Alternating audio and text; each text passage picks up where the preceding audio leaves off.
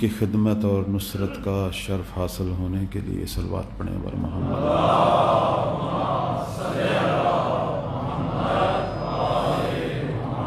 حاضرین کے دلوں میں بے پناہ حاجات ہیں، پروردگار ان حاجات کو بہتر جانتا ہے۔ ان سب حاجات کی قبولیت کے لیے صلوات پڑھیں بر محمد۔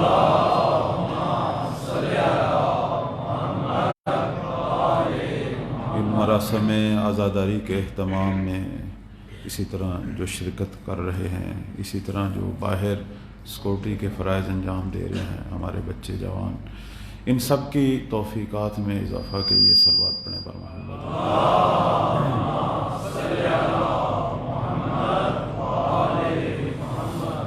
حاضرین کے مرحومین کے درجات کی بلندی اور ان کی مغفرت کے لیے صلوات پڑھیں بر محمد۔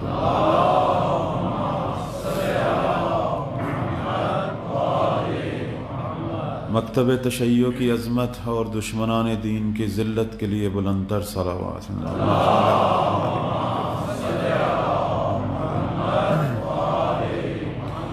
اعوذ باللہ من الشیطان الرجیم، بسم اللہ الرحمن الرحیم،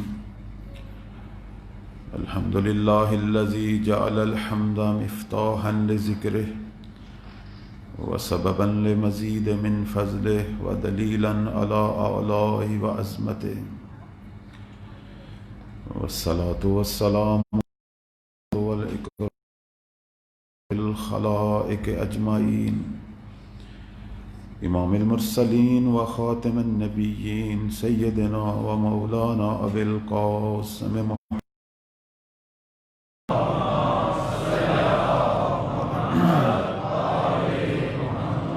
وعلى آلہ طیبین الطاہرین المعصومین المظلومین المنتجبین، سیما بقیت اللہ الامام المہدی فی الارضین القائم بالحق الذین اذہب اللہ عنہم الرجس وطہرہم تطہیرا۔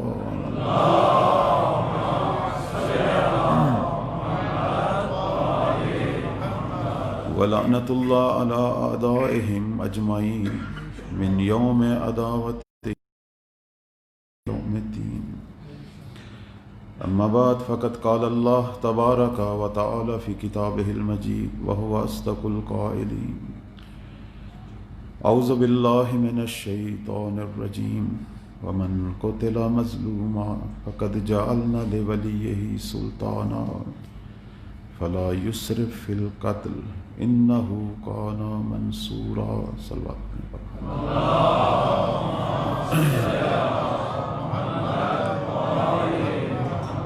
مجلس اعضاء کو پربرکت بنانے کے لیے سب مل کر دعائے سلامتی ہے امام زمان۔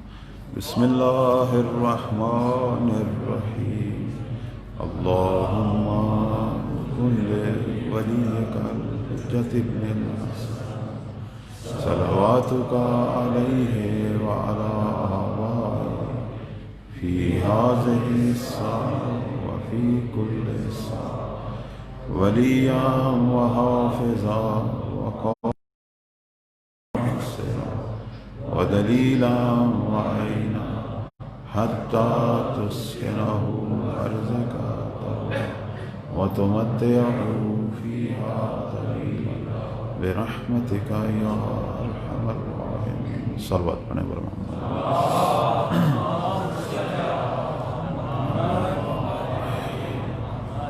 برائے خوشنودی امام زمان علیہ السلام بلند تر صلوات۔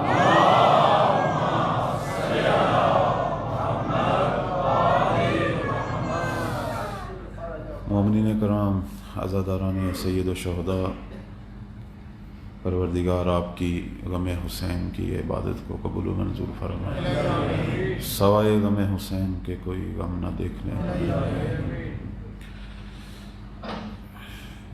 ہمارے پیغمبر صلی اللہ علیہ وآلہ وسلم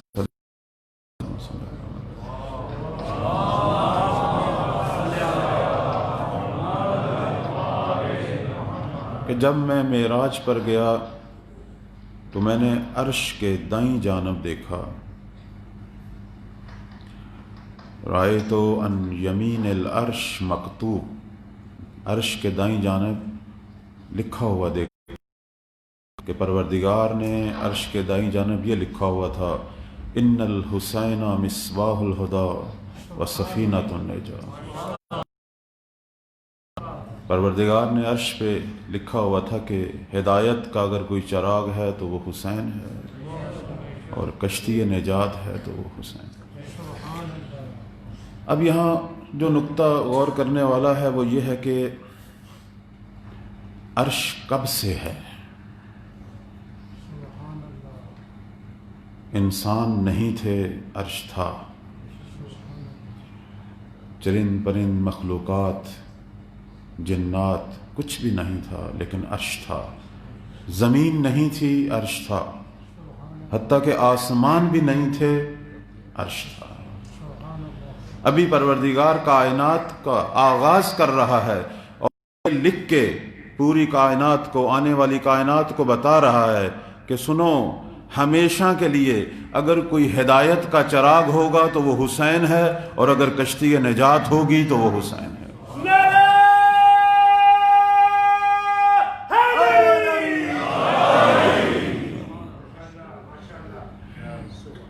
اور ہم اس کو عملی حالت میں دیکھ بھی رہے ہیں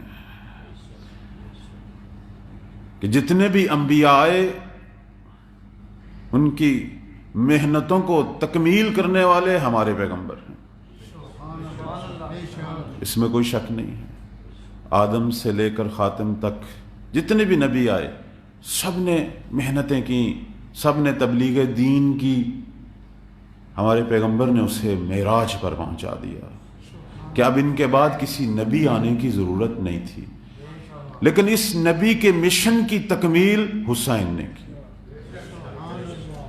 حتیٰ کہ کچھ بھی نہیں بچ رہا تھا، نہ دین بچ رہا تھا، نہ نبوت بچ رہی تھی، نہ توحید بچ رہی تھی، کچھ بھی نہیں بچ رہا تھا۔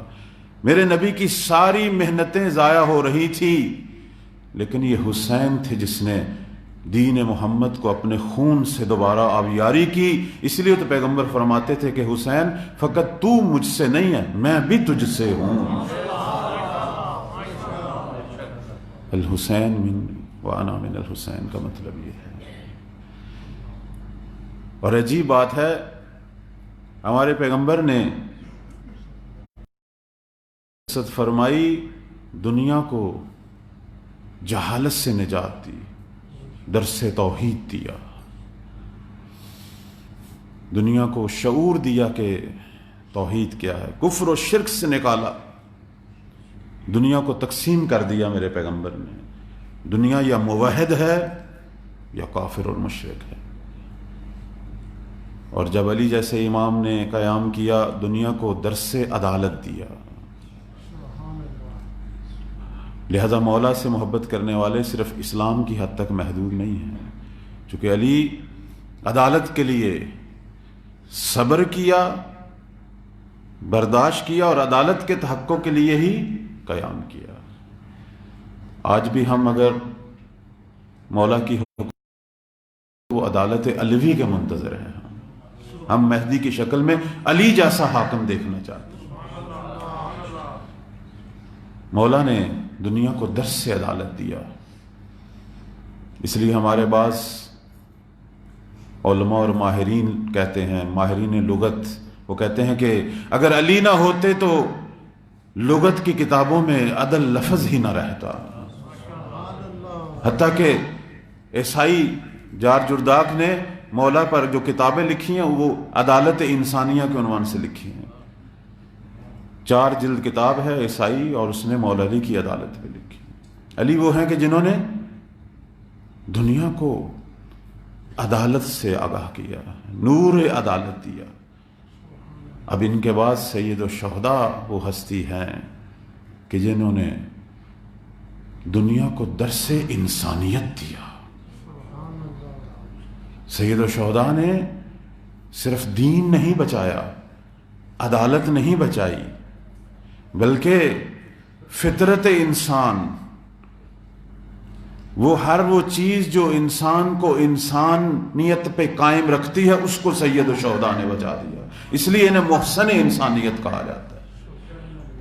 اب سید الشہداء کے عاشق ایسے بھی ہیں جو ہو سکتا ہے مولا علی کو جانتے بھی نہ ہو لیکن حسین کو جانتے ہیں. مولا نے آ کے دنیا کو دوبارہ تقسیم کر دیا.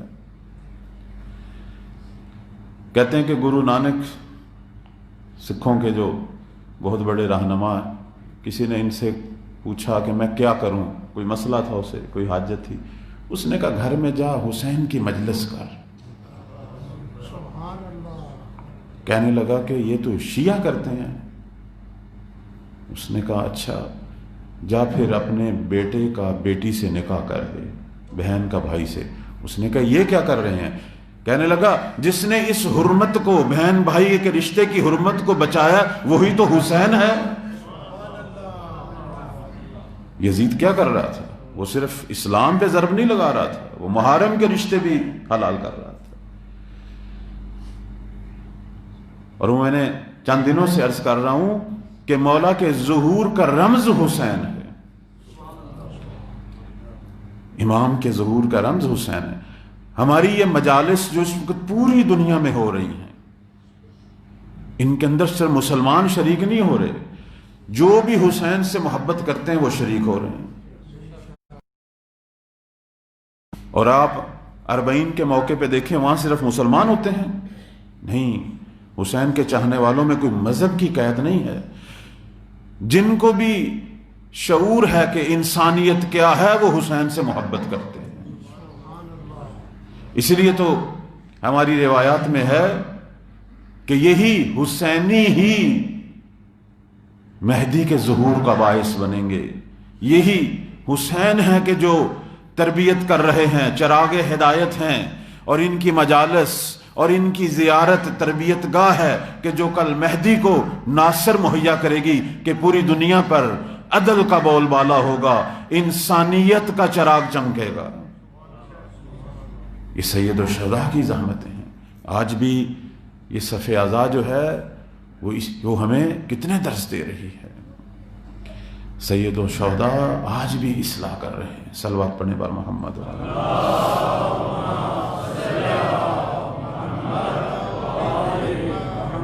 میں نے جو موضوع شروع کیا تھا مولا امام زمان عجل اللہ فرج الشریف کی معرفت کے حوالے سے، اس میں جو آیت مد نظر تھی وَمَنْ قُتِلَ مَظْلُومًا فَقَدْ جَعَلْنَا لِوَلِيِّهِ سُلْطَانًا. ویسے تو بہت ساری آیات ہیں. ہمارے بعض احباب سوال کرتے ہیں کہ فلاں عالم منکر ہے اور فلاں ہے. ان چیزوں کی طرف نہ جائیں. سنی شیعہ علماء کا اتفاق ہے کہ قرآن کی اتنی آیات ہیں جو، اور اتنی تفسیروں میں ذکر ہے. اگر کوئی ایک منکر ہے تو وہ جو ہزاروں معتقد ہیں ان کا کیا کرو گے؟ اگر ہم نے لوگوں کو دیکھنا ہے، کتابوں میں ہزاروں احادیث ہیں، پورے پورے باب ہیں، صرف شیعہ کتابوں میں نہیں، سنی کتابوں میں. یہی سیاستہ میں باب ما جاء فی المہدی، کتاب المہدی، باب المہدی، باب الملاحم، اس میں سینکڑوں احادیث. یہ مسلم عقیدہ ہے. اور عجیب بات ہے کہ اگر کسی نے اس کا انکار کیا ہے، اگر وہ اہل سنت میں سے تھا تو اہل سنت کے علماء نے اس کا رد کیا. شیعوں کو رد کرنے کی ضرورت پیش ہی نہیں آئی. لیکن پھر بھی ہمارے بعض احباب کے کچھ سوالات ہیں، تو یہ 10 دن جو ہے وہ کافی نہیں ہیں ان تمام سوالات کا جواب دینے کے لیے. تو اس کے لیے یہی ہو سکتا ہے کہ انتظامیہ سے بندہ حقیر کا نمبر لے لیں یا مجھ سے رابطہ کر لیں، کوئی ٹائم رکھ لیں آپس میں. اگر آپ کے کوئی سوالات ہیں تو میں جواب دے سکتا ہوں.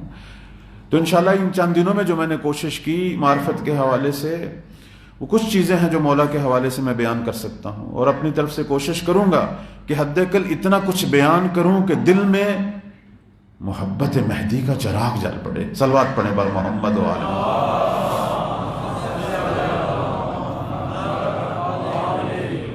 ابھی تک میری جتنی بھی گفتگو ہوئی وہ زمانہ ظہور کے بارے میں تھی. وہ اس آیت کا پہلا حصہ تھا کہ جو بھی ناحق قتل کرے گا مظلوم کو، اور اس سے ہمارے ائمہ نے فرمایا تھا کہ یہ سید الشہداء ہیں. ومن قتل مظلوما، اس سے مراد سید الشہداء ہیں، وہ ہیں جو ناحق زمین پر شہید کیے گئے.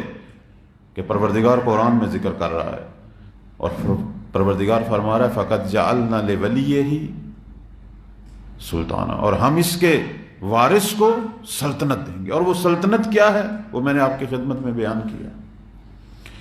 اس کے بعد پروردگار فرما رہا ہے فلا یسرف فی القتل، یہ جو خون کا انتقام لینے کے لیے یہ جو وارث آئے گا یہ قتل میں اسراف نہ کرے۔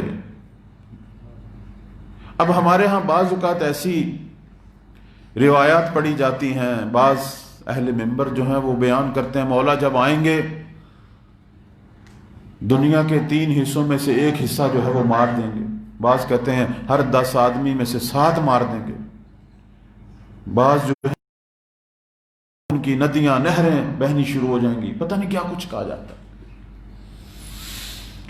اور بعض کہتے ہیں کہ مولا آئیں گے تو ہمارے اپنے جوان جو ہیں، ہمارے اپنے لوگ اگر انہوں نے توبہ نہیں کی ہوگی تو توبہ کا دروازہ بند ہو جائے گا، اور اگر وہ اہل نماز نہیں ہیں، اہل فسق و فجور ہیں تو ان کے بھی سر قلم کیے جائیں گے۔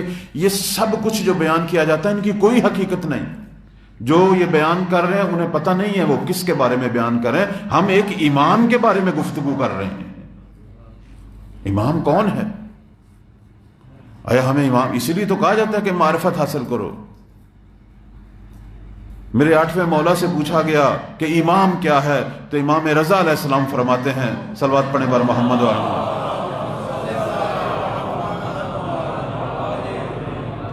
میرے 8ویں مولا فرماتے ہیں الامام الانیس الرفیق الوالد الشفیق الاخ الشقیق الام البرہ لولد الصغیر مفزع العباد فی ناحیت النات فی داحیت النات۔ پوچھا گیا امام کون ہے؟ کہتے ہیں امام وہ ہے کہ جس سے بڑھ کر تیرا کوئی عزیز رفیق نہ ہو، دوست نہ ہو، کہ جس سے تو سارے دل کے اپنے اسرار کہے۔ امام وہ ہے کہ جو شفیق باپ کی مانند ہوتا ہے، امام وہ ہے کہ جو سگے بھائی کی مانند ہوتا ہے، اور اس کے بعد فرماتے ہیں کہ امام اس ماں کی مانند مہربان ہے کہ جو دودھ پیتے بچے کے لیے مہربان ہوتی ہے۔ ماؤں کو تو سب بچوں سے محبت ہوتی ہے، لیکن دودھ پیتے بچے سے کوئی زیادہ ہی تڑپ ہوتی ہے، اس کی خاطر ہر قربانی برداشت کرتی۔ فرماتے ہیں ماں، امام اس ماں کی ماں ہے۔ فرماتے ہیں کہ امام کون ہے؟ وہ ہے کہ جب تجھے کوئی مشکل پیش آئے تو اس کے دامن میں پناہ لے۔ امام مہربان ترین ہستی ہوتی ہے۔ کیوں مولا کے بارے میں ایسی باتیں کی جاتی ہیں؟ یہ کون لوگ ہیں جو کر رہے ہیں؟ یہ وہی لوگ ہیں جو نہیں چاہتے کہ اس پروردگار کی رحمت کا ظہور ہو اور دنیا کوئی عدل و امن کا چہرہ دیکھے۔ یہ وہی لوگ۔ اب کتابوں میں روایات اگر ایسی ہیں تو وہ خرافات ہیں، ضعیف روایات ہیں۔ ان کی کتابوں میں تو بہت کچھ لکھا ہوا ہے، ہر چیز کو چیک کرنا چاہیے، تحقیق ہونی چاہیے، جو صحیح ہے وہ بیان ہونا چاہیے۔ جو کچھ بھی ہو، آیا ہم امام کو نہیں پہچانتے امام کیا ہے؟ خود میرے مولا فرماتے ہیں کہ اِنَّ رحمت ربک وسعت علی کل شیء انا تلک الرحمہ، وہ رحمت پروردگار کہ جو ہر چیز سے وسیع ہے وہ میں ہی تو ہوں۔ وہ امام ہی تو ہوتے ہیں۔ معصوم فرماتے ہیں کہ امام اشفق علیہم من آبائہم و امہاتہم، امام تو لوگوں کے ماں باپ سے بھی زیادہ لوگوں پر مہربان ہوتا ہے۔ کیوں ہم امام کے بارے میں ایسی باتیں سنتے ہیں اور کرتے ہیں؟ مقام امامت، اللہ اکبر۔ مولا آ رہے ہیں دنیا کو ظلم سے نجات دینے کے لیے، نہ کہ قتل و غارت کرنے کے لیے۔ یہ جو کہتے ہیں کہ لوگوں کو توبہ کا دروازہ بند ہوگا، یہ کہاں آیا ہے؟ توبہ کا دروازہ بند نہیں ہوتا۔ امام تو توبہ کی طرف راہ دکھانے کے لیے آ رہے ہیں۔ کس نے کہا توبہ کا دروازہ بند ہوگا؟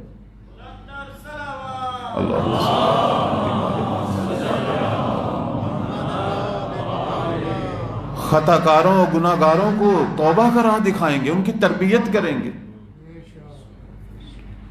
اور کس نے کہا ہے کہ ہر جرم کی سزا قتل ہے؟ اسلام نے سزائیں رکھی ہوئی ہیں ہر جرم کی۔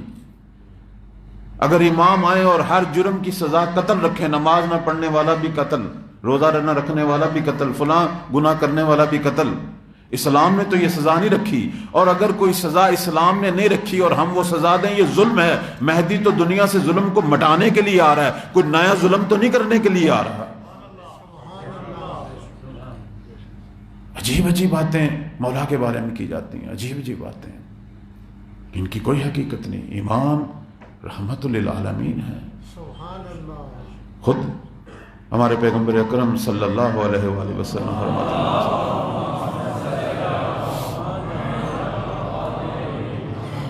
ان کا یہ مشہور فرمان ہے کہ میرا بیٹا مہدی جو ہے وہ میرا ہم نام ہے، شمائل میں بھی مجھ جیسا ہے اور اپنی سیرت میں بھی مجھ جیسا ہے، وہ میں محمد کی سیرت کو قائم کرے گا۔ اور اس پر سنی شیعہ کا اتفاق ہے۔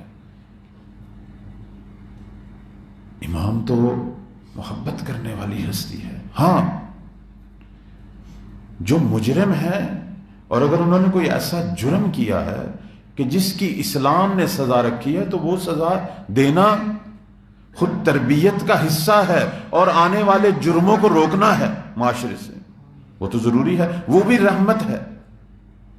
اگر کوئی آدمی جرم کرے اور مولا اسے سزا دیں، سزا جو اسلام نے رکھی ہے، نہ کہ کوئی نئی سزا، نہیں، جو اسلام نے رکھی ہے، جتنی سزا ہے اتنی سزا اس لیے دی جائے کہ اس کی بھی تربیت ہو، چونکہ اگر اسے سزا نہیں دی جائے گی، کل یہ جو سور ہو کر اور جرم کرے گا، پتہ نہیں کتنے لوگوں کو خطرہ میں ڈالے گا۔ پورے معاشرے کو خطرات سے محفوظ رکھنے کے لیے مجرم کو جو اس کی سزا بنتی ہے وہ دینی چاہیے، اور یہ سزا رحمت ہے۔ جیسے قرآن کہتا ہے فی القصاص جو ہے وہ حیات ہے، اگر قاتل کو قصاص کیا جائے تو اور بہت سارے قتلوں سے لوگ بچ جائیں گے، تو اس میں حیات ہے، یعنی بہت سارے لوگ زندہ بچیں گے اس میں، اور بہت سارے قاتلوں کو یہ قصاص روک دے گا قتل کرنے سے۔ سزا رحمت ہوتی ہے۔ ہمارے ائمہ جو ہیں وہ لوگوں کو راہ ہدایت دکھانے کے لیے ہیں، اور اگر سزا ہے تو وہ ان کی اپنی تربیت کے لیے۔ میں اس حوالے سے امیر المومنین کے زمانے کا ایک واقعہ آپ کی خدمت میں بیان کرتا ہوں۔ صلوات پڑھیں بار محمد اور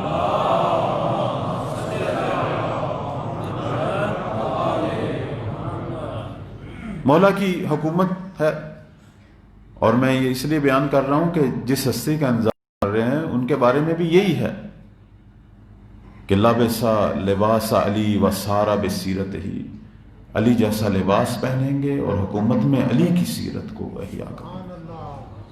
محمد اور علی کی سیرت ایک ہی ہے، فرق نہیں ہوتا۔ کبھی پیغمبر کے سیرت کے ساتھ تشبیہ ہے اور کبھی علی، اور علی اور محمد میں کوئی فرق نہیں۔ چونکہ مولا علی نے جب حکومت قائم کی تھی تو لوگوں نے کہا کہ کتنے ہی سالوں کے بعد آج ہمیں پیغمبر کا زمانہ یاد آ رہا ہے۔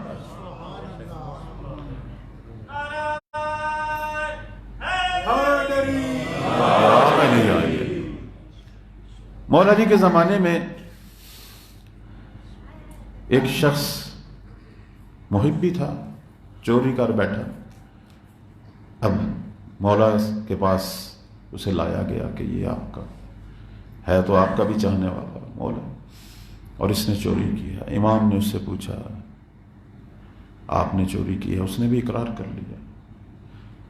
جب اس نے اقرار کر لیا تو مولا نے کہا مجھ پر ضروری ہے کہ تجھ پر حد شرعی جاری کروں، اور اس کے دائیں ہاتھ کی انگلیاں مولا نے جو شرعی سزا ہے وہ کاٹ۔ اب وہ کٹی ہوئی انگلیاں لے کر،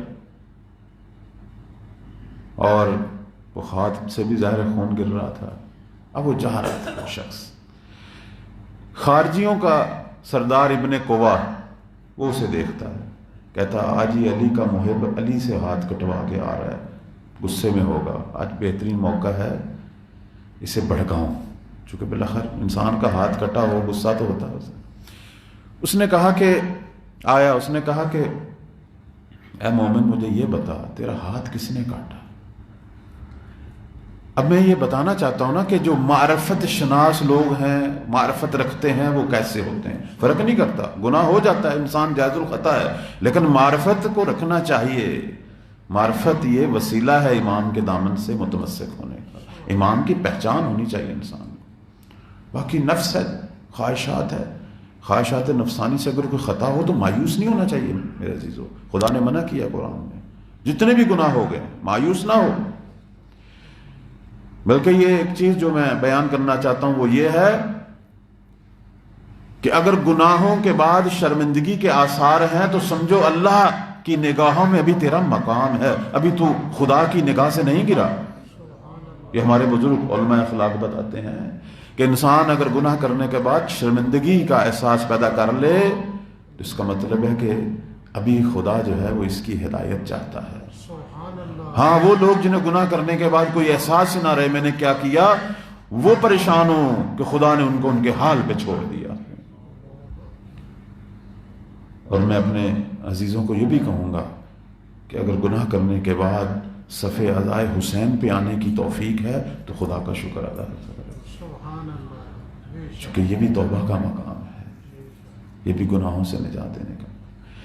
اب وہ خارجی آیا اس کے پاس، کہنے لگا کہ اے مومن تیرا ہاتھ کس نے کاٹا ہے؟ اب اس نے اس خارجی کو دیکھا، ہاتھ کٹا ہوا ہے، خون نکل رہا ہے. کہنے لگا پھر سن میرا ہاتھ کس نے کاٹا ہے؟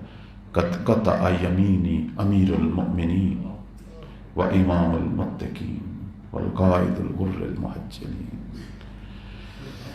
وصی رسول زوج بطول المصادم للابطال المنتقم من الجہال الہادی الی الرشاد رجل شجاع وفی مکی اخو رسول علی ابن ابی طالب صلوات اللہ علیہ.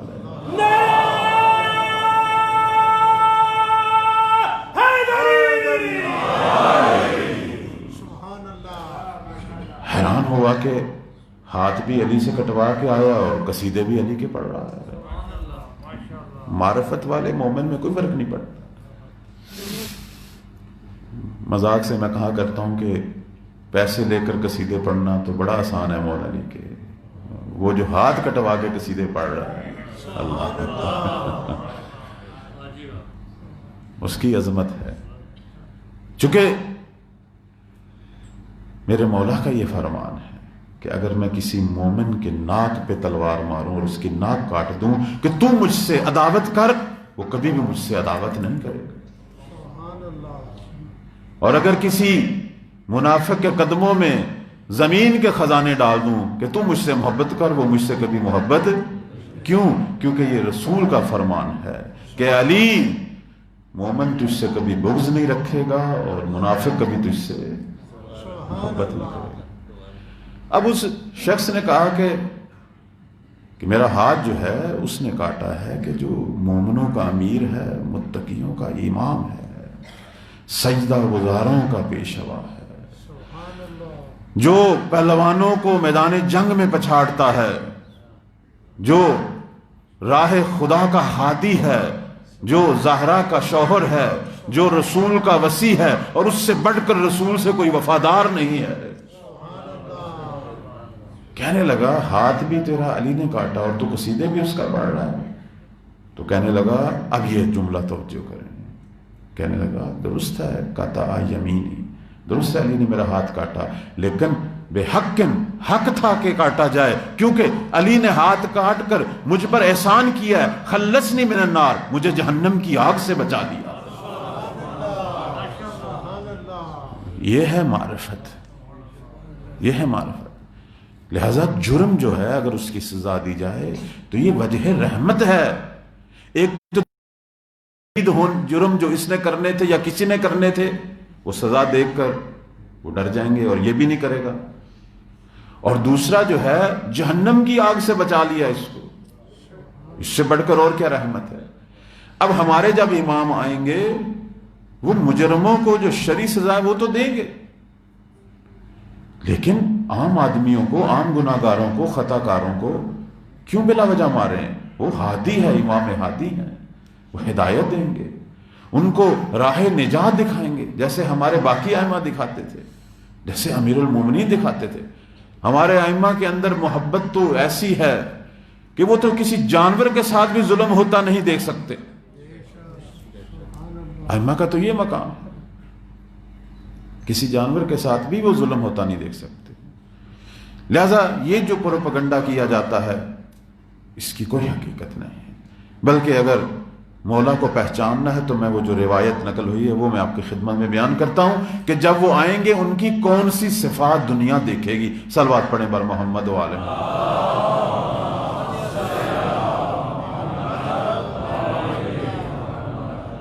روایات میں ہے کہ علامت المہدی، مہدی کی جو علامتیں ہیں وہ 3 ہیں جو پوری دنیا دیکھے گی۔ جوادن بالمال، لوگوں میں بے پناہ مال کی بخشش کریں گے، بے پناہ مال کی سخاوت کریں گے، اور فرمایا کہ رحیمن بالمساکین، مسکینوں محتاجوں سے محبت کریں گے، ان کی خدمت کریں گے، ان کی ضروریات کو پورا کریں گے۔ ایک جگہ پہ سختی کا ذکر ہے، شدیدن علی العمال، ہاں اپنی حکومت کے جو عہدیدار ہیں، منصبدار ہیں کہ جنہیں ڈیوٹیاں دی گئی ہیں، اگر وہ کوتاہی کریں گے ان پر سختی کریں گے کہ کیوں لوگوں کی خدمت میں کوتاہی کی گئی ہے، صرف یہاں سختی ہے۔ باقی اگر امام کی جنگ ہے تو وہ ظالموں سے ہے، ظالموں سے جنگ کریں گے، ظالم حکومتوں سے، ظالم بادشاہوں سے کہ جنہوں نے ظلم کے بازار گرم کیے ہوئے لوگوں میں، ان سے مولا جنگ کریں گے۔ اور اس کے علاوہ اگر مولا کسی سے لڑیں گے وہ اہل بدعت ہیں، اہل انحراف، گمراہیاں پھیلانے والے۔ یہ ہے کہ وہ خاص سرگنا قسم کے لوگ، گرو قسم کے لوگ جو لوگوں میں بیٹھ کر لوگوں کو دین سے گمراہ کرتے ہیں، گمراہیاں پھیلاتے ہیں، دجال صفت لوگ، دجال اسے کہتے ہیں کہ جو مکر و فریب کا سہارا لے، دجل سے۔ ان لوگوں سے مولا جو ہے وہ سخت انتقام لیں گے، چونکہ یہ لوگوں کو گمراہ کر رہے ہیں، جہنم کی خوراک بنا رہے ہیں، جنت کی راہوں سے ہٹا رہے ہیں۔ اس لیے ہماری روایات میں ہے کہ مولا جو ہے وہ اہل بدعت گزار سے جنگ کریں گے اور ساری بدعتوں کو ختم کریں گے۔ لا یترک بدعتا الا ازالہا، کوئی بدعت نہیں چھوڑیں گے، سب بدعتوں کو ختم کر دیں گے۔ ولا سنتا الا اقامہا، اور سنت پیغمبر کو احیا کریں گے۔ چونکہ جب کوئی بدعت آتی ہے اس کی جگہ ایک سنت تھی جو ختم ہو گئی ہے اور اس کی جگہ بدعت آ گئی ہے، مولا اس سنت کو احیا کریں گے، بدعت کو ختم کر دیں گے۔ میں اس کی مثال ہی دیتا ہوں۔ اب وہ جو اسلام آیا تھا ہمارے پیغمبر کے قلب مبارک پر، جبرائیل لے کے آیا تھا، اس کے اندر ایک طرح کا وضو تھا نا، ایک طرح کی نماز تھی۔ تو آج کتنی قسم کی نمازیں ہیں؟ ہاتھ باندھنے کی روٹین دیکھ لیں، کوئی کہاں باندھ رہا ہے، کوئی کہاں باندھ رہا ہے، اور کوئی کھول رہا ہے۔ بھائی پیغمبر ایک طرح کی نماز پڑھتے تھے نا، لیکن آج دیکھیں کتنی قسم کے اسلام جو ہے وہ ہمارے ارد گرد موجود ہیں، ہر عمل میں اختلاف۔ یہ کیوں پیدا ہوا ہے؟ یہ وہی بدعتیں ہیں، یہ وہی ہے کہ جہاں سنت پیغمبر چھپائی گئی ہے، حقائق چھپائے گئے ہیں، قرآن کی تفسیروں کے اندر نئی نئی چیزیں لائی گئیں، نئے نئے عقیدے، نئی نئی فقہی مسائل۔ یہ وہی تو بدعتیں ہیں کہ امام جب آئیں گے وہ کہیں گے وہ دین اسلام جو جبرائیل لے کے آئے تھے وہ یہ ہے۔ روایت یہ ہے کہ صنع کما یا یصنع کما صنع رسول اللہ، پیغمبر کی مانند عمل کریں گے۔ پیغمبر نے کیا کیا تھا؟ پیغمبر نے ہدم امر الجاہلیہ، جاہلیت کو ختم کیا تھا، اور امام بھی اسلام کے اندر جو جاہلیت ہے اسے ختم کریں گے۔ وَيَسْتَعْنِفُ الْإِسْلَامَ جَدِيدًا، اسلام کو دوبارہ اس کی اصلی شکل میں پیش کریں گے۔ لوگوں کو جدید نظر آئے گا لیکن وہ جدید نہیں ہے، وہ وہی ہے جو جبرائیل لے کے آئے تھے۔ اصل اسلام کو جب ظاہر کریں گے تو اس میں یہ مسلمانوں کے اندر جو بڑے بڑے مختلف فرقوں کے بدعت گزار ہیں یہ چیخیں گے، کہیں گے نہیں یہ وہ اسلام نہیں ہے جو ہمیں اپنے آباء و اجداد سے ملا تھا۔ تو معصوم کہیں گے یہ وہی اسلام ہے جو جبرائیل لے کے آئے، میں تمہارا امام ہوں، میں پروردگار کی طرف سے امام ہوں، یہ عیسیٰ جیسے نبی نے میری اقتدا کی ہے، مجھے امام مانتے ہو؟ ہاں مانتے ہیں۔ تو یہ وہ اسلام ہے کہ جو میرے جد پہ نازل ہوا، حقائق یہ ہیں۔ اب اس میں بہت سارے لوگ مان بھی جائیں گے لیکن کچھ ایسے ہوں گے جو کہیں گے کہ ہم نہیں مانتے، تو اب انہیں مولا یہ اجازت نہیں دیں گے کہ گمراہی پھیلائیں. ٹھیک ہے، اپنے عقیدے کے مطابق اگر عمل کرنا ہے تو گھر میں بیٹھ کے عمل کر، لیکن اگر یہ گمراہی پھیلائیں گے تو پھر امام انہیں روکیں گے. اچھا، اب میں یہاں ایک چھوٹی سی جو بات کرنے والا ہوں وہ اپنے شیعوں کے بارے میں بھی ہے تو تھوڑا سا تلخ موضوع، لیکن یہ حقائق ہیں. صلوات پڑھیں بار محمد و آل محمد.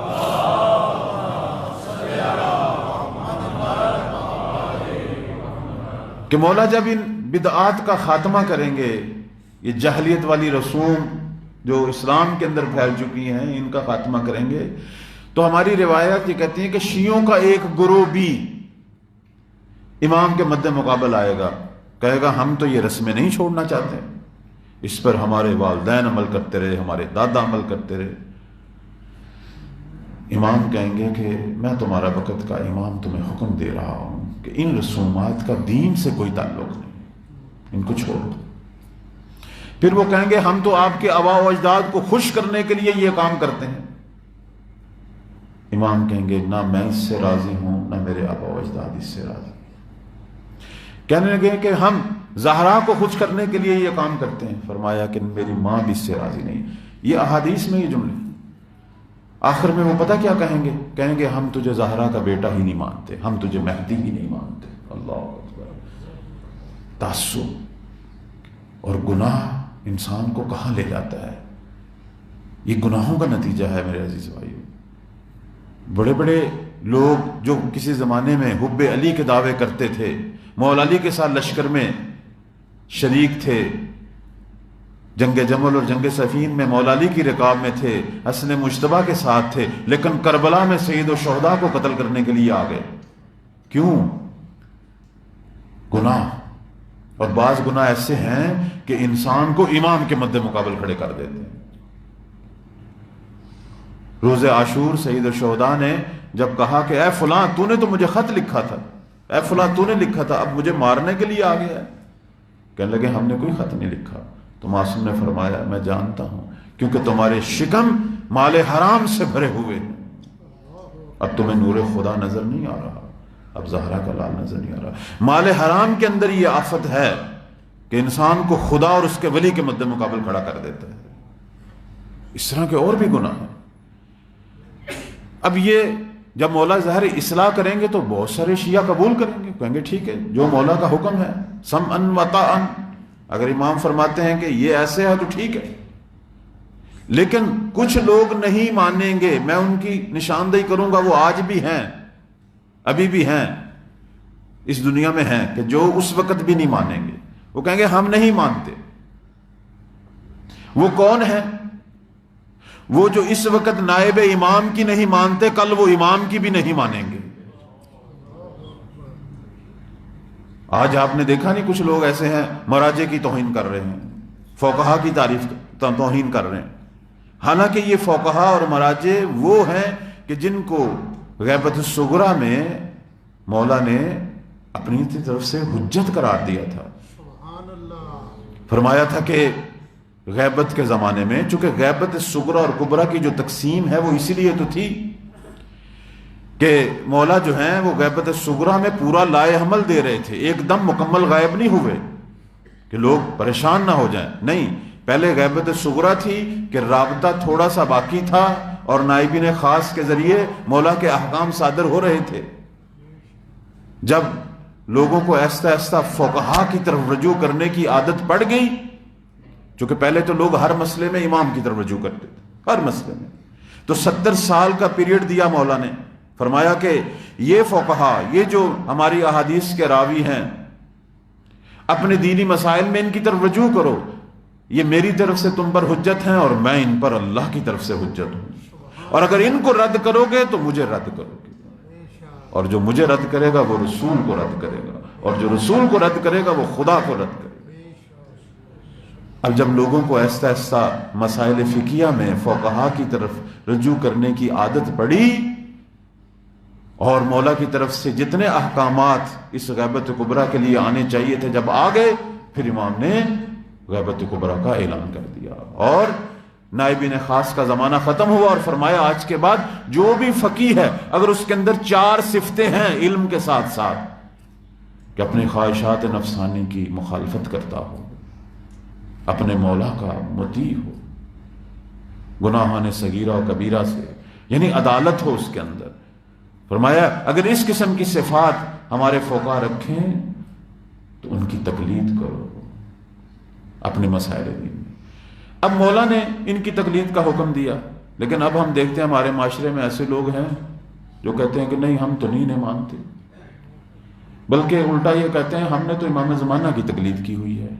بھئی اگر تو نے امام کی تقلید کی ہے تو امام کا حکم ماننا۔ در واقع انہی کی تقلید ہی تو امام کی تقلید ہے، چونکہ انہوں نے فرمایا تھا، اگر وہ نہ فرماتے تو پھر نہ ہوتا۔ چونکہ ہم اگر ان کی تقلید کر رہے ہیں تو یہ مہدی کا حکم مان رہے ہیں، در واقع ان سے اظہار بیعت ہے ہمارا۔ تو آج اگر کوئی ان کے مد مقابل کھڑا ہوتا ہے، تقلید کا انکار کرتا ہے، فقہا کی بے احترامی کرتا ہے، کل یہی لوگ مہدی زہرا کے مد مقابل بھی کھڑے ہوں گے۔ یہی لوگ ہیں۔ مولا ان کو بہت سمجھائیں گے، لیکن جب یہ نہیں سمجھیں گے الٹا امام کے مد مقابل مسلح ہو جائیں گے، یعنی جنگ کے لیے تیار ہو جائیں گے۔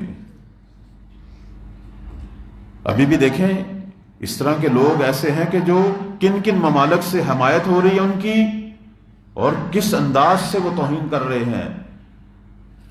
میں نے جو پچھلے دنوں عرض کیا تھا کہ اس وقت ہمارا جو جوان ہے، جو موبائل ٹیبلٹ جس کے ہاتھ میں ہے، وہ آج بھی اس جنگ میں مبتلا ہے۔ ایسی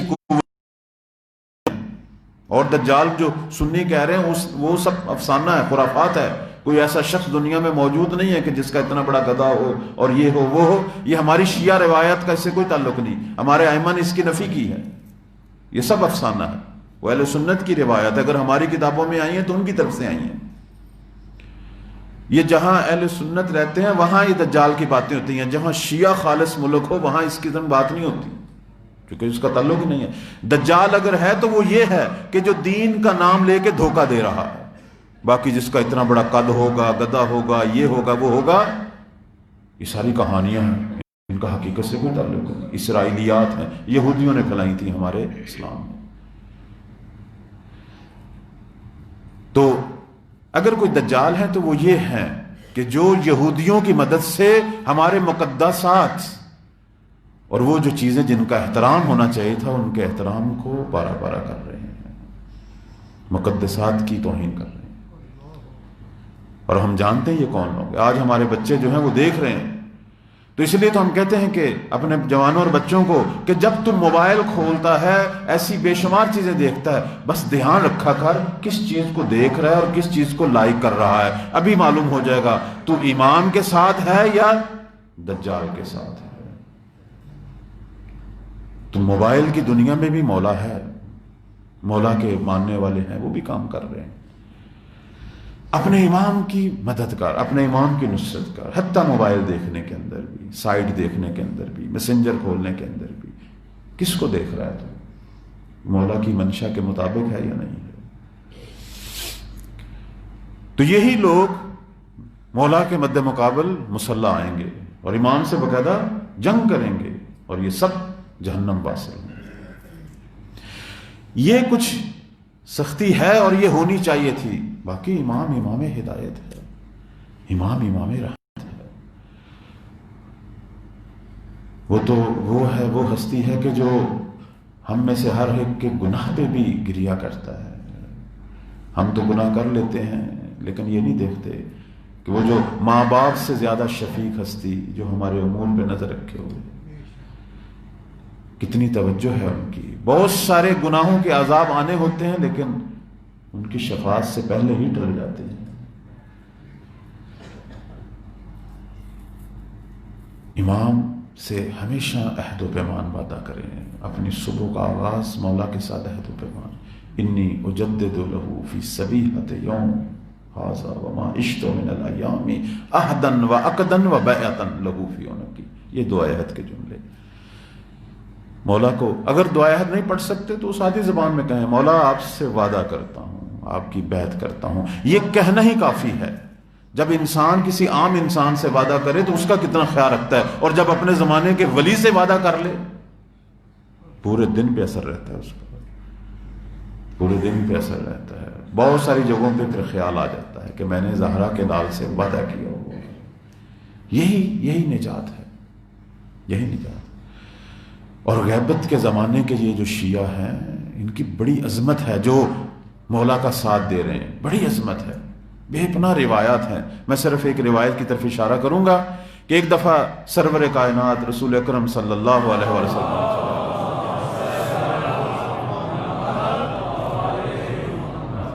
اصحاب میں تشریف فرمائے ہیں، اور 3 بار کہا پیغمبر نے کہ پروردگارہ مجھے میرے بھائی دکھلا دے، مجھے میرے بھائی دکھلا دے۔ اب اصحاب نے کہا یا رسول اللہ کیا ہم آپ کے بھائی نہیں ہیں؟ کہا نہیں، تم میرے اصحاب ہو، میرے بھائی وہ ہیں کہ جو اس دور میں آئیں گے کہ انہوں نے مجھے دیکھا نہیں ہوگا لیکن مجھ پر ایمان رکھتے ہوں گے۔ تم تو مجھے دیکھتے ہو، میری معجزات دیکھتے ہو، لیکن جنہوں نے مجھے دیکھا نہیں ہوگا، صرف سنا ہوگا، پڑھا ہوگا، لیکن مجھ پر ایمان رکھتے ہیں۔ اور فرمایا میں ان میں سے ہر ایک کو اس کے والد کے نام کے ساتھ جانتا ہوں۔ یہی غیبت کے زمانے کے لوگ ہیں۔ اور پھر ان کی تعریف میں میرے پیغمبر نے کیا کچھ کہا، کتنے جملے ہیں۔ ایک جملہ یہ ہے کہ تم جانتے ہو میرے اصحاب ان کا ایمان کیسے ہے، وہ اس دور میں اس طرح ایمان رکھیں گے کہ جس طرح کوئی آدمی اپنے ہاتھ پہ دہکتا ہوا انگارہ رکھے اور اس کو برداشت کرے گا، وہ اس طرح اپنے ایمان کی حفاظت کریں گے۔ اور فرمایا وہ ہدایت کے قائم کے جو منتظر ہیں وہ ہدایت کے مینار ہیں۔ اور جو آپ دیکھیں دنیا کے اندر شیعہ جو مولا کا انتظار کر رہے ہیں وہ ہدایت کے مینار ہیں۔ دنیا کے اندر اسلام کا چہرہ، حقیقی اسلام کا چہرہ یہی تو دکھا رہے ہیں۔ بہت سارے لوگ مختلف اسلام کے چہرے پیش کر رہے ہیں۔ یہی جوان جو دنیا کے مختلف ممالک سے اٹھے ہیں اور کس انداز سے پرچم تشیع، پرچم مکتب اہل بیت کو بلند کیے ہوئے ہیں۔ اتنی ان کی عظمتیں ہیں کہ انسان حیران ہو جاتا ہے۔ کبھی آپ موبائل پہ سرچ کریں محمد رضا شفیعی، ایک شیعہ شہید جوان ہے ایران کا، اس کی آدمی زندگی پڑھے تو حیران ہو جاتا ہے۔ 14 سال کا تھا جب ماں نے اس کو بھیجا، وہ جب جنگ ہو رہی تھی، جب ایران پہ ظالمانہ حملہ ہوا تھا تو ماں نے اس کو بھیجا کہ نائب امام کا حکم ہے، اور یہ خود چلا گیا۔ 14 سال کا، 19 سال کا تھا تو شہید ہو گیا۔ اور شہید بھی کیسے ہو، باقیوں نے اسیر کر لیا زخمی حالت میں، 7 دن پانی کے بغیر، بعض کہتے ہیں 11 دن پیاسی حالت میں۔ انہوں نے کہا تھا کہ امام خمینی پر تبرہ کر پھر تجھے پانی دیں گے، اس نے صدام پر تبرہ کیا، انہوں نے پانی نہیں دیا، 11 دن زخم بھی تھے اور پیاس بھی تھی، شہید ہو گیا۔ اور وہ ریڈ کراس والوں نے چونکہ اس کو شناخت کر لیا تھا، انہوں نے کہا اس کو دفن کریں، کازمین کے قریب کسی جگہ پہ دفن ہو گیا۔ اور 16 سال بعد جب لاشیں واپس آ رہی تھی، میتیں آ رہی تھی، تو ریڈ کراس کی جو لسٹ تھی اس کے مطابق ایران نے اس کی لاش مانگی، تو جب عراقیوں نے جا کے اس کی لاش نکالی تو لاش بالکل صحیح سالم، سبحان اللہ، صحیح سالم، بالکل جیسے ابھی شہید ہوا۔ اب صدامی گورنمنٹ نے کہا یہ تو ہمارے موقف کو باطل کر دے گا، اس انداز سے اس کو ایران بھیجیں گے تو لوگ کہیں گے پتہ نہیں ہم باطل پر تھے، ایرانی حق پر تھے۔ اس کی لاش کو تپتی ہوئی دھوپ میں رکھا جائے، صحرا میں رکھا جائے، 3 مہینے تک تپتے ہوئے ریگزاروں میں رکھی گئی، لیکن لاش سالم رہی۔ یہ حقائق ہیں، یہ حقائق ہیں میرے عزیزو۔ پھر انہوں نے تیزاب میں ڈالا، ایسا تیزاب جو ہڈیوں کو بھی گلا دیتا ہے، لیکن لاش کو کچھ بھی نہیں ہوا۔ آخر میں وہ عراقی جو ظلم کر رہے تھے وہ رونا شروع ہو گئے کہ یہ تو کوئی ولی خدا ہے، پتہ نہیں خدا ہمارے ساتھ کیا کرے گا، ہم جو اس پہ ظلم کر رہے ہیں۔ اور روتے ہوئے انہوں نے ایران کو یہ لاش تحویل دی، اور آج بھی وہ قم گلزار شہداء میں دفن ہے۔ تو ان کی والدہ سے پوچھا گیا کہ یہ آپ کا بیٹا کرتا کیا تھا؟ کہنے لگی میرے بیٹے کی ویسے تو بہت ساری خصوصیات ہیں، لیکن 4 خصوصیتیں مجھے یاد ہیں۔ ایک تو وہ ہمیشہ باوضو رہتا تھا، غسل جمعہ کبھی بھی اس نے نہیں چھوڑا. تیسرا، ہمیشہ صبح اٹھ کے اپنے امام سے عہد و پیمان کرتا تھا، مولا کا منتظر تھا. اور چوتھی چیز کہتی تھی جب بھی سید الشہداء کی مجلس میں جاتا تھا اور روتا تھا اپنے آنسو نہیں پوچھتا تھا، اپنے آنسوں کو اپنے چہرے پہ مل لیتا تھا. یہ برکتیں ہیں سید الشہداء کی مجالس کی اور اس امام سے عہد و پیمان کی. کافی آپ کا ٹائم لے لیا. آج میرا دل ہے کہ میں اس ننھے مجاہد کا ذکر کروں کہ جس پر صرف مسلمان نہیں روئے،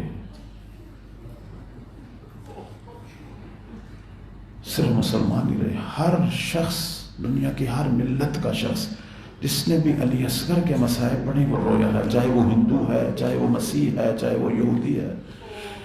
علی اصغر وہ مجاہد ہے جس پر تو اشقیاء بھی روئے. وہ جو صبح سے لے کر اب تک ظلم کر رہے تھے ان کو بھی اصغر نے رولا دیا.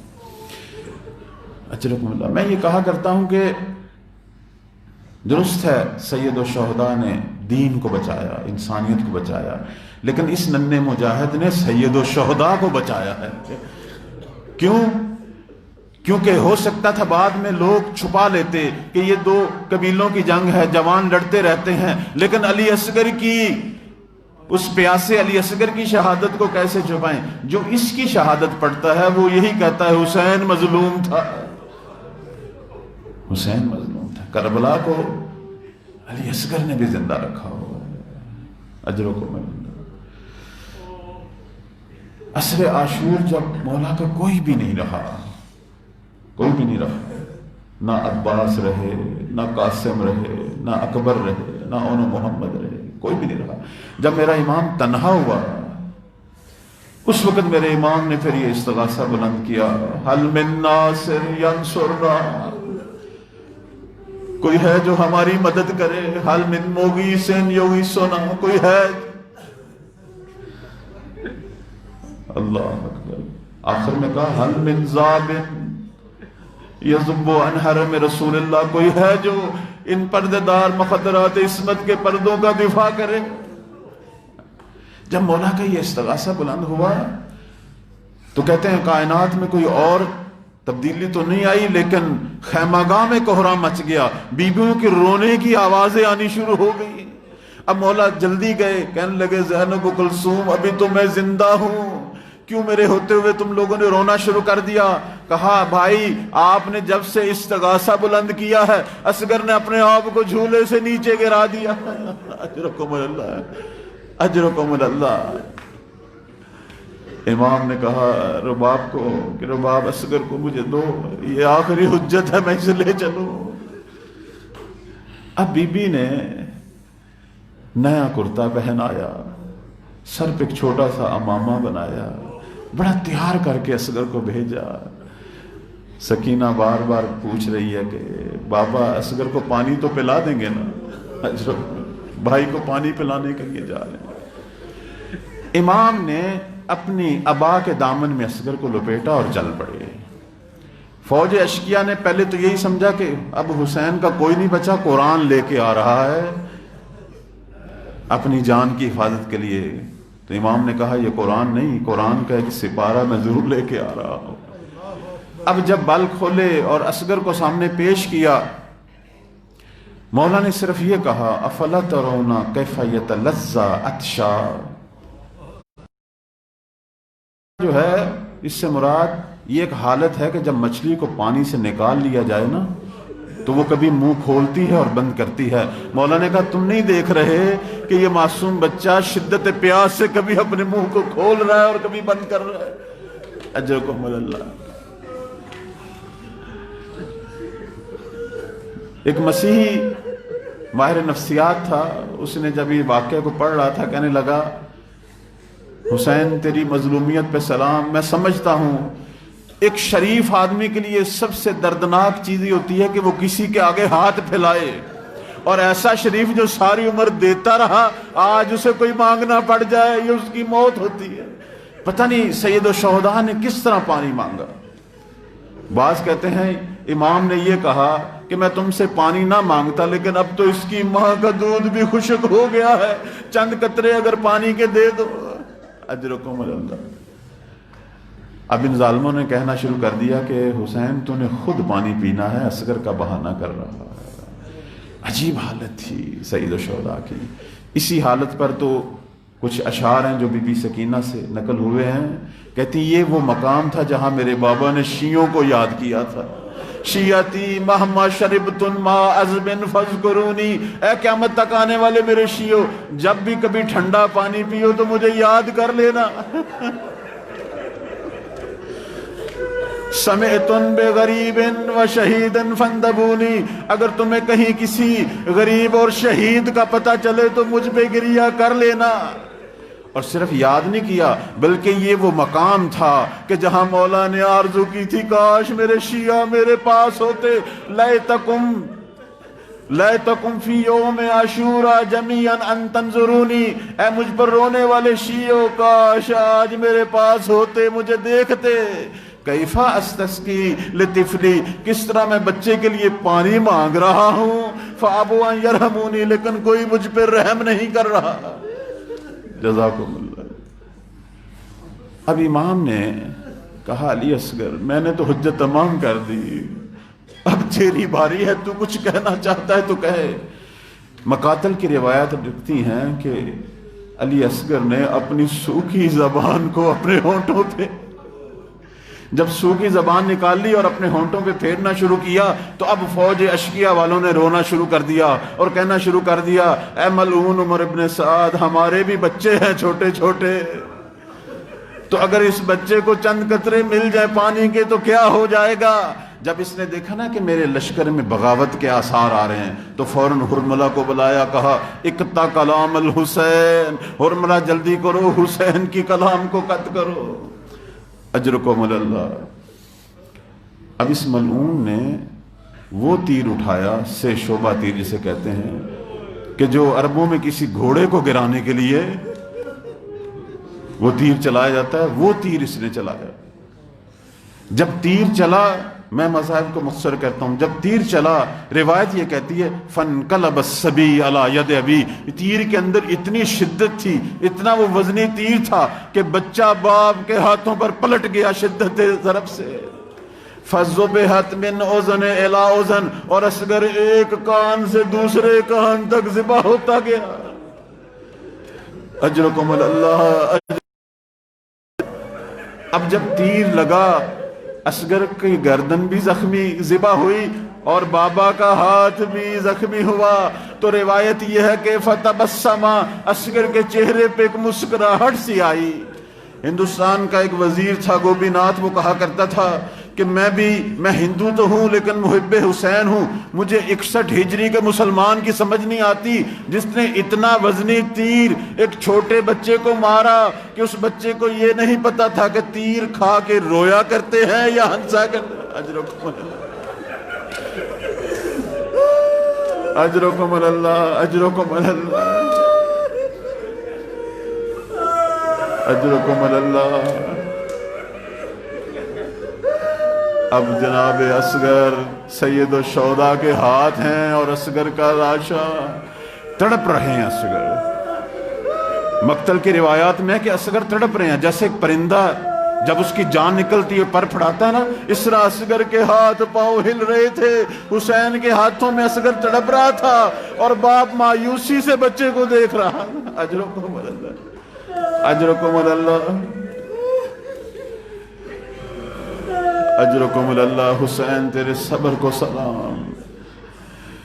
اب جب جان نکل گئی اصغر کی، ایک سب سے مشکل ترین جو مرحلہ سید الشہداء کا تھا کہ اس بچے کی گردن سے تیر کی نوک کیسے نکالے۔ میں کہتا ہوں اکبر کے پہلو سے برچھی نکالنا آسان تھا، ننھی گردن سے تیر پتہ نہیں حسین نے کیسے نکالا ہوگا۔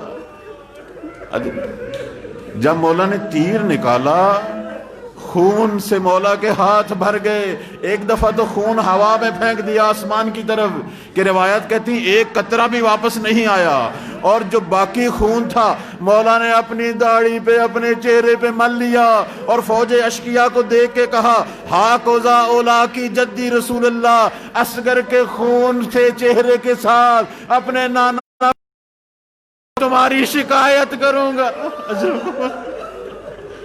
اجرکم اللہ اجرکم۔ اب لاشا اصغر ہے اور مولا لے کے چلے ہیں واپس۔ روایات یہ کہتی ہیں کبھی بھی مولا کو ایسا تردد حاصل نہیں ہوا تھا جب سے مدینے سے چلے، لیکن آج پتہ نہیں حسین جا رہے ہیں خیمے کے پاس پھر واپس آ رہے ہیں، جا رہے ہیں واپس آ رہے ہیں۔ 7 بار حسین خیمے کے پاس گئے ہیں اور واپس آئے ہیں کہ کس طرح میں اصغر کو لے کے جاؤں، رباب کیا کہے گی، سکینہ کیا کہے گی، مولا کی کیا حالت تھی۔ اجرکم اللہ۔ بالآخر چل پڑے۔ جب خیمے پہنچے ہیں تو سب سے پہلے سکینہ آگے بڑھی، اصغر ابا کے دامن میں تھا، کہنے لگی بابا بھیا اتنا پیارا تھا اسے پانی پلا دیا ہے آپ نے۔ اسقیت اخی۔ اب امام نے جب اصغر کو رباب کے حوالے کیا، اب جب ابا کے دامن کو اٹھا رہی ہیں، جب پلو اٹھ رہا ہے ابا کا، اور جب اصغر کا کٹا ہوا گلا رباب نے دیکھا تو زمین پر گر پڑی یہ کہتی ہوئی یا بنیا مثلو کا ینہر، او میرے اصغر لال آیا تجھ جیسے بچے کو بھی نہر کیا جاتا ہے۔ اجرکم اللہ اجرکم اللہ اجرکم اللہ۔ پتہ نہیں کس طرح مولا نے اصغر کا لاشا لیا۔ باقی لاشیں تو ہمیشہ مولا وہیں رکھتے تھے جہاں سارے لاشیں، لیکن اس لاشے کو لے کر مولا چل پڑے۔ پتہ نہیں کیا خیال تھا مولا کے ذہن میں۔ ایک قبر کھودی مولا نے اپنی تلوار سے، قبر کھود کے ننھی سی اصغر کے لاشے کو رکھا اور اوپر اپنے ہاتھوں سے گرم گرم گیس سے اس قبر کو بھرنا شروع کر دیا۔ اب جب قبر تیار ہوگی آپ بھی سب جانتے ہیں، جب کسی کا کوئی عزیز ترین کوئی بھائی ہو یا ماں ہو، جب اس کی قبر تیار ہوتی ہے، دفن ہو جاتی ہے، تو وہ عزیز پھر شدت غم سے گر بھی جاتا ہے اور لوگ اسے اٹھاتے ہیں، صبر کرو۔ مولا نے جب اصغر کی قبر تیار کی تو اتنا گریہ کیا کہ اصغر کی قبر پر گر گئے، لیکن اب حسین رو رہا تھا، کوئی اٹھانے والا نہیں تھا۔ اتنا میں زیو سودا نے گریہ کیا کہ حاطف غیبی کی آواز آئی دعا یا حسین، حسین اب اصغر کی قبر کو چھوڑ دو، فَإِنَّ لَهُ مُرْضِعًا فِي الْجَنَّةِ، ہم نے جنت میں اس کے دودھ پلانے کا انتظام کر دیا ہے۔ اللہ لعنت اللہ علی الظالمین۔ ماتم حسین۔